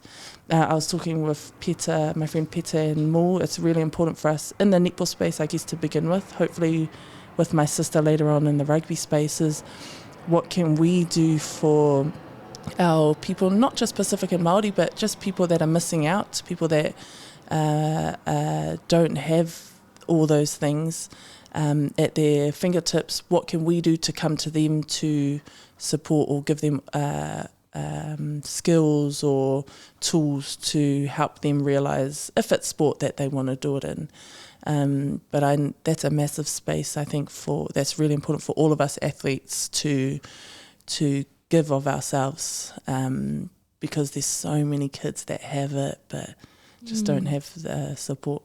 Wow, that's so insightful. Because because there's probably a lot of young people who might be naturally gifted, and then those that are not naturally gifted. So even without the supports, just to tell them to keep going. But it kind of also puts an onus on the coaches, to really think about how to create that sense of belonging when these young kids are coming in. Because it could be the only father, like parental figure or hope figure that young person has. And even if they're not that naturally good at it, the fact that there's that sense of belonging in that team, you honestly just don't know whether it's the gifted or the non-gifted that's going to go that far. And that's so insightful for, you know, coaches that are out there, that they're also contributing to some of society's issues, you know, when it comes to family, whānau, poverty, all of that they bring some hope in that space too. Yeah, and you see so many programs out there doing everything they can, like in our communities, to look after our people, and but sports, I guess, another tool to navigate that space. And so if we can use it in that way, that it's not just about competition, win or lose, it's what can this space do to help nurture or help support our kids in that age and stage where they're struggling, or all the challenges are coming, you know, with puberty, figuring out their identity. How can we use sport to help them navigate that journey? Yeah. I really love your So good. your lived experience in this game has given you a totally different, and I've even just learned so much about netball, because I always think netball and rugby is all about the players holding the ball in the moment and then figuring out who then to pass the ball to, and you only think that that's how the game's played. But even the other role that you have when you're standing from the back looking at the team in front, and then just figuring out like who needs what to bring that cohesiveness or that oneness into the team dynamic. There's so many parts in the game that people don't know about, that make up the high performance component. I think what you've shared tonight about netball is amazing. It's so amazing, and just the different views around how to get a champion team to the champion levels. Yeah. Thank you. That's cool. Very awesome. Sorry, so you talk about coaching and so forth. And I know you mentioned early on that if I was a coach, if I coached, is coaching something in the scope of things in the future, or is there something that you would aspire to do later on, or is it something? Maybe just maybe. Maybe, because people talk about, a lot of players transition, but I don't want to be one of those players that aren't so good at coaching, because I think it's definitely an art, it's a skill. Coaching is way harder than playing. There's so many more things you got to factor in terms of from the bigger picture of understanding the higher level stuff, but also then on the ground. So I think coaches have it hard. But I guess the good side of it that I like is that you're able to support the growth of players and to realise their potential. That's something that draws me to it. But probably future-wise, my passion would be in the governance side to hopefully, if that's the direction I'm able to go, to be able to have a seat at the table there, to be part of the decision makers, to be part of the people that create the framework, the systems. That's hopefully where I would like to go. Is that because of for the betterment of the game for Pacifica, or is it just in general you just want to be sitting at the table? For the people that don't get a voice. And I'm not, because I've been quite privileged as a Samoan or a Pacific person, I can't speak for the struggles that heaps of our people have been through, but I do have compassion and understanding, and I'm willing to, not just for them, but also there's like a lot of Māori, a lot of other cultures as well that are missed, or people that don't have the support or don't get recognised. So I think it's important that there's a voice at the table that acknowledges that, rather than just the normalised or the people that it's made to serve the system. I think the system needs, a lot of systems need to be decluttered. But that's a whole different conversation. Yeah, it needs to be almost. We need to make them a bit more flexible and malleable, which is decolonised. Cheeks. You gotta get in trouble. Yeah, we're gonna get in trouble. You might have to cut that part. No, but in saying that, as times have moved, we need to really, we do need to keep up with the times. And I like that you have that focus. Is that why you've got into doing your master's in sociology, as a way to have that wider view? Because an organisation isn't just a function on its own; it's a representative of the of society, and it quite often needs to be able to respond to societal movements and changes. So is that sort of what's driven that pathway, and hopefully will lead you that way? Definitely have that passion, and to understand people and groups of people and why things are the way they are. Also understanding that I don't have my together, and I guess in my own journey figuring that out and understanding why that is the way that is. So then to be able to navigate that space from a bigger picture, from a macro level, in terms of how an organisation or an institution or how that impacts the people within it. Very passionate about that, because a lot of people think they have freedom of choice, or think that they're that they can go either way, but it's actually they don't realise that they can only work within the framework they're given. So if we can adjust that framework to work for all people, then that's definitely where my passion's like. That's powerful what you've just said, and I hope people pick that up. Because of the world that we live in, a lot of people's choices are not there. They don't choose the pathway that they're on. I know when we've worked in the prisons with some of the men in there, and you see them, you hear them, and you go, far out, man, this dude is a genius. How the F are you in here? How did that happen? And you go, you know what? When they start to tell you their backstory, and then you kind of go, you didn't decide this path. And it was just part of your the society that you were in. The options you had weren't there.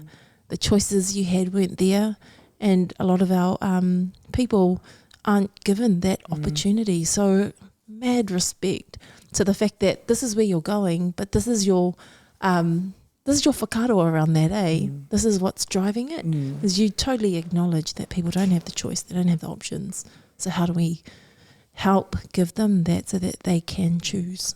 And I definitely can't claim that, because that's what's installed in us from our grandparents and parents, that's the vision they had coming here. It wasn't about them.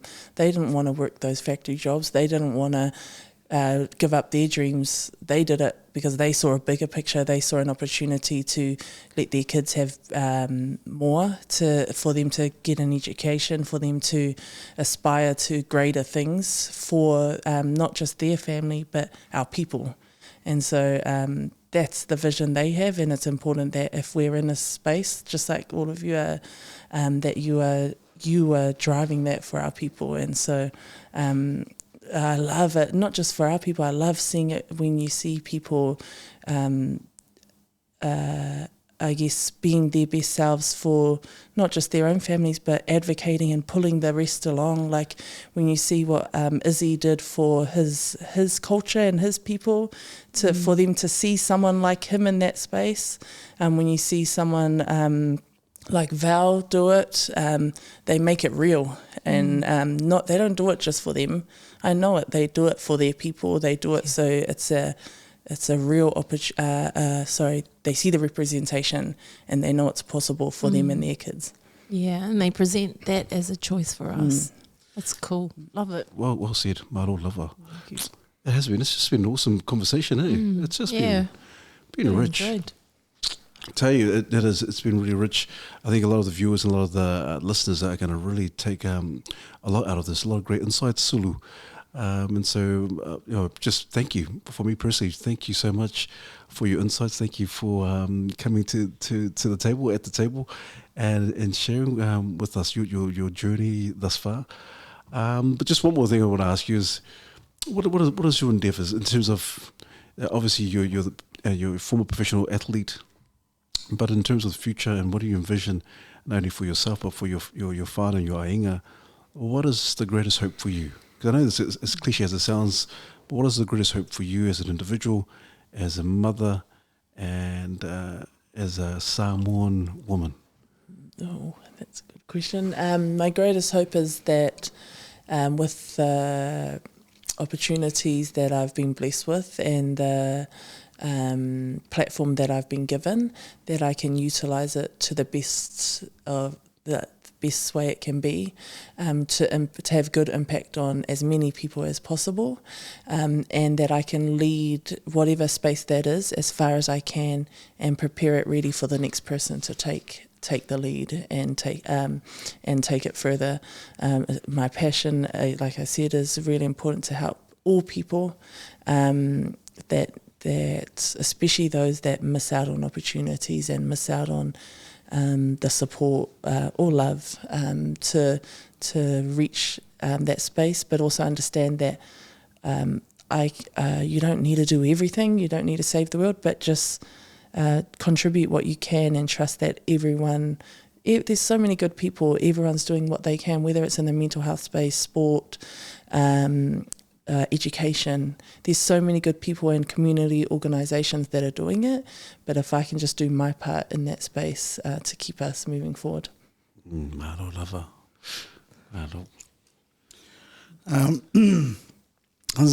Something I've noticed about, and perhaps it's not applicable to you, but I know you went to St. Cuth's, and something I've noticed about a mutual friend of ours is that she also suffered from being like a people pleaser and having to wear a mask. And something that I've noticed about her, and she knows, or we've talked about this, but like imposter syndrome was such a big thing for her to overcome. So the first question, I've got a few lined up, but the first question was, how did you overcome imposter syndrome? Is that something you still struggle with even now?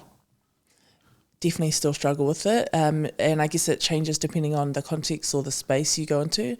I wouldn't be surprised if I start to feel it now that I move into the high performance space. I guess not just because I'm a novice. I'll be very new to the space. There's so many people in there that are very experienced. They know what they're doing. I'm coming in green, and I look very different. There's not many people that look like me that are in that space. So I could imagine that I'm probably going to struggle in that sense. And the biggest thing that I need to do is I've always used a mask to cope with that. So I'm hoping that I'm in a space now that I won't have to put that on, and that I'm able to just be comfortable in who I am, and that the environment allows that, which I trust it will. I wouldn't be doing the job if I didn't think it would, but that's probably something I'm aware of, that could happen. And so, or if I do put the mask on, being able to acknowledge it, aware of it, and just take it off, which is, Andrea is a very close friend of mine, and I know she's definitely a people pleaser in the sense that she cares more about looking after other people than herself. And I guess as well for us going to St. Cuth's, because we look very different from the other girls, we didn't have the same background or something else with our families, but and so we probably learnt that to cope. But then as we've grown up and had our kids, you start to realise and own your identity. So hopefully I can do that moving into this next space, but that's going to be a work on. Cool. That's awesome. Yeah. And this next question is actually from Andrea. Yeah. She asked, having been through private school as a Pacifica student, would you send your daughter to a school like St. Cuth's? Great question. I've been thinking about this because Teresa's 9 at the moment. I definitely would, in the sense that I wouldn't be against it because of the privileges, and the teaching is massive.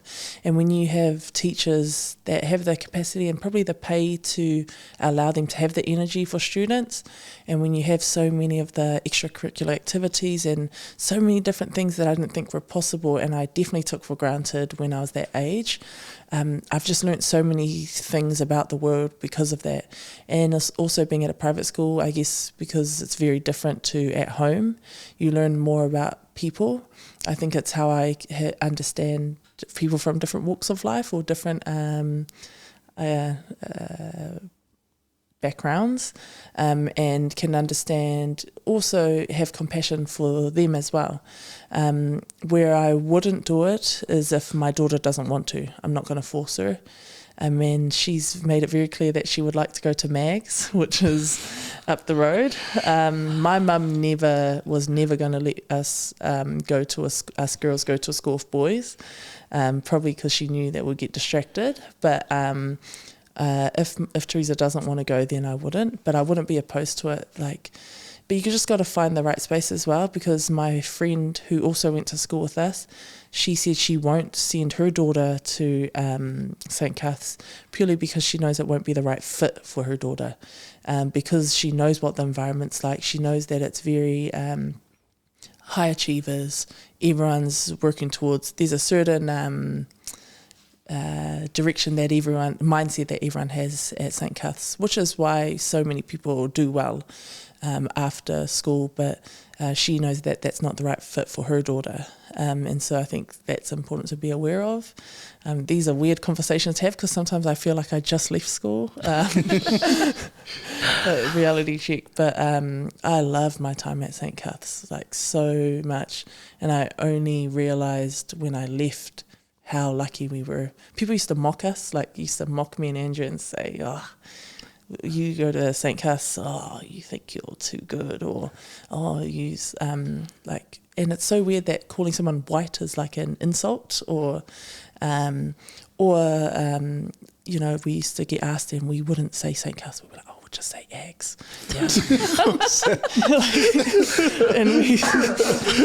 But it's so strange that, and I don't know whether that's tall poppy or whether that's what you don't know, but it often came from our own people, and whether that was just because it was,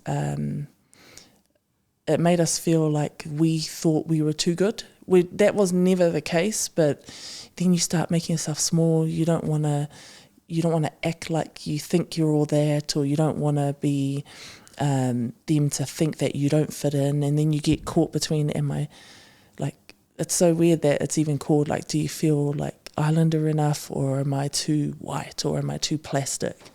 Whereas I think we actually got the best of both worlds, but it is quite a hard space to sit in. Yeah. Oh, that's cool. We still have discussions about that cultural identity and like walking that fine line. But no, that's really interesting. And you mentioned a couple of times about, potentially having to pick up the mask again. And I just wonder, and I might be putting you on the spot, so it's all good if you don't have an answer to this question. But when you think about the life lessons from your family, in particular your papa, is there a life lesson or an experience that comes to mind that you can tell yourself to avoid having to put the mask on? Papa, okay. It's so weird. He was always very quiet. So my nana talks. Anyone that knows my nana, like she's at Polyfest every year. She's a big talker. Cry, talk. Whereas my papa was very quiet, very faithful man. Church was everything. But always he made sure that, so every Sunday was tōnai at their house, and every Sunday, it didn't matter what he had during the week. And it's so weird, like he always, if he didn't have the money or if they didn't have the money, he would go diving. He always provided every Sunday, made sure we were fed. And I know that's so small and it's not, I guess it's not a lesson as such, but that he always provided and always found a way. But wasn't afraid to, he was very open about, like, if they didn't have money, he'll go in, he'll find a way. So he'd go diving for us, he'd go and get kina, whatever it took to put food on the table. And that for me was really important in terms of understanding that, one, to be humble and make do with what you have. Like, you don't have to have elaborate flash things. You don't have to spend money you don't have. But also that you got to find a way, and finding a way means you take action. You don't wait for someone to give you something. He would go and do it. He would get out and make sure that we were fed. And something so small like that, just having Sunday lunch every Sunday, and that he always made sure it was provided. Sometimes we're lucky got KFC. But that for me was a massive life lesson in terms of, one, being humble and being appreciative and grateful for what you have, but also you find a way and you go out and do it. And so that's not really a mask, but in terms of the way to live life is something that I learned from him. Awesome. Cool. Lord love her. Awesome. You guys are looking at me. Is this my last question? Well, I just wanted to, I guess just on my own final words, is just want to acknowledge just your openness. I felt as if we got to see you tonight, and I really appreciate that. I got to learn quite a lot about how netball can be played, and I think that's brilliant. I also got to learn how adaptable you are, and I think sometimes we talk about imposter syndrome and we talk about masks, and people can focus and almost demonize that. But there's certain places where we have to wear a certain hat, have a different persona to be able to relate to people. And sometimes we can almost interpret that as maybe us being people pleasing, but actually we're just trying to be relatable. And you said that you're going into this job feeling green. I actually see this organization seeing you as gold. Coming into this organization with all of this experience, all your life learnings, the fact that you have been able to go from being a teenage mum to the success story that you are, and you're only 31. That's huge. Oh, thanks for saying that. That's huge achievements. But, the key to success is not always knowledge. It's not always skill set or natural talent. Sometimes, or most of the time, it's being adaptable. And you have a lot of that being in these different places. Your competitive edge is all of your life experience and your view of the different worlds, and how mum and them have placed you into a private school and how you've had to adapt there. And I really hope that you see that as gold, just gold. And I hope that moving forward, that everything you touch is gold, or continues to turn into gold, and the lives that you touch, the organizations that you're going to impact. I really hope that you achieve all the stuff that you have on your heart, because I can hear, and it's funny, you mentioned the passing of the baton as you've told your story about your whānau, your whakapapa, all of that stuff. I just see you doing that. Like you're on the shoulder of giants, but you're also just passing the baton on. You're carrying it for now until the next person carries it. So, just your awareness and what you appreciate and your gratitude around that is massive. So thank you so much for blessing us, blessing me, and really beautiful to see such a strong wahine in the space, or Tēnei Samoa, te maitai, carrying that for us. So bless you. Bless you so much. Well, thank you all for having me, for having this open space. It's really important to have a space where people can just have real conversations, not just talking rubbish and surface level, to get deep. It's really important, and thank you for, it's like therapy as well for me when I get into the space, and I know it's probably for all people that come here, when you're able to just sit down and just be real. So thank you for allowing this space. Awesome. Love it. We do. We pride ourselves in ensuring that our honoured guests feel safe. Obviously people talk about a safe space, but in order for that to happen, is that our guests have to feel safe. And so we hopefully, it's just been an absolute pleasure. Just your insights, and also I think everyone loves a good comeback story. I think your resurgence to get back into the Silver Ferns and just dominate and play amazing netball, but not only just netball, but life in general. And so, Maro Lava, Sulu, it's been an absolute pleasure, and all the best for your endeavours, and not only this year, but also in future endeavours. So all the blessings to you and your whānau, your ainga, and to Andrew. Andrew's the man. Shot Che. No, that's cool. I was trying to remember. There was this quote that I heard, and I was like, man, I cannot remember. And then it came in the final closing rounds, and it was that no success will make up for failure in the home.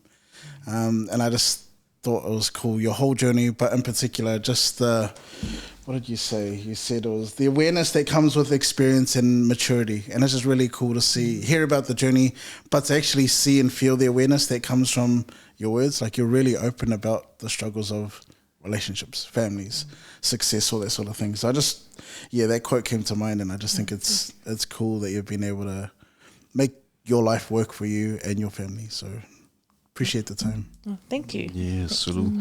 But Sulu, we always have a gift for our guests that they come on, and we do have a gift for you, or gifts.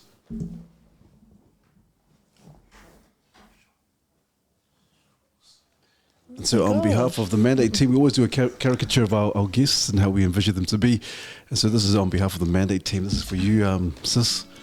Oh, thank you. Oh my gosh, I thought you were going to give me that kettlebell. Oh my god, cool. Who drew this? Hey, oh my god. I'll show it. Thank you. Oh, that thank looks you. nice. Yeah, thank you for your time, Sulu. Thanks for making my teeth straight. We appreciate your time. And but Sulu, is there someone that you can think of that would be absolutely perfect to come on the podcast? Someone that you can think that this person would be awesome. I would definitely probably say Ruby Tui. Tui, yeah. Ruby Tui, or it's hard because I'll probably just say netball people. Probably Peta Toiava, if you knew her whole story. Crazy. Peta Toiava. Yeah. She used to train at Ep.64, Yes. right? Oh my goodness. And Brown Pride, and but you Really? see her story. Come on, Peter, jump on. The problem is she struggles to do any interviews, so I don't know if that will. Maybe she'll come if I sit over there next to her. Yeah. Be cool. Can awesome. you? She was. Oh my gosh, what a hidden talent. I knew you were talking about Peta Toiava, yeah. But awesome, thank you, Sulu. But we always give our guests the last words of encouragement for our men and our viewers, or anyone in general. Okay, wow. Okay.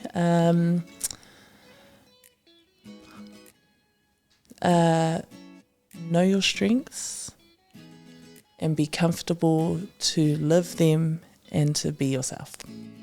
I love it. Thank Beautiful. you, Sulu. Please don't forget to like and comment and subscribe. We look forward to your well-thought-out comments. And as usual, team, Refine. Unlock and take charge. Mandate.